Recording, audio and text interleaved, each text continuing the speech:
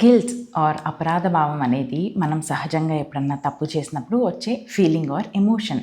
అయితే గిల్ట్ అనిపించిన ప్రతిసారి మనం తప్పు చేసినట్టు కాదు. అది కొన్నిసార్లు సొసైటీ నార్మ్స్ని బట్టి, మన బిలీఫ్స్ని బట్టి, లేకపోతే వేరే వాళ్ళ మ్యానిపులేటివ్ వర్డ్స్ని బట్టి కూడా వస్తుంది. 2 రకాల గిల్ట్స్ ఆర్ అపరాధ భావాలు ఉన్నాయి. ఒకటేమో రియల్ గిల్ట్, ఇంకోటేమో ఫేక్ గిల్ట్. రియల్ గిల్ట్ అంటే మీరు నిజంగానే తప్పు చేశారు, అప్పుడు దానిలో పడిపోకండి, దాన్ని యూస్ చేసుకోండి గ్రోత్ కోసం. ఫస్ట్ దాన్ని ఒప్పుకోండి, ఎక్నాలెడ్జ్ చేయండి, ఎక్స్క్యూజెస్ ఇవ్వద్దు. నెక్స్ట్ది వేరే వాళ్ళు బాధపడితే ఖచ్చితంగా సారీ చెప్పి దాన్ని ఫిక్స్ చేయండి.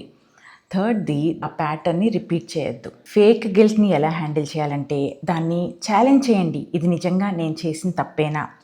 నెక్స్ట్ది ఓవర్ థింకింగ్ చేస్తున్నానా అని క్వశ్చన్ చేసుకోండి.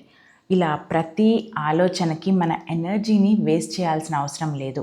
అదొకవేళ నిజమైన అపరాధ భావం అయితే అది మనం గ్రో అవ్వడానికి హెల్ప్ చేస్తుంది. అదొకవేళ ఫేక్ గిల్ట్ అయితే అది మనల్ని స్టక్ చేసి అక్కడే ఉంచేస్తుంది.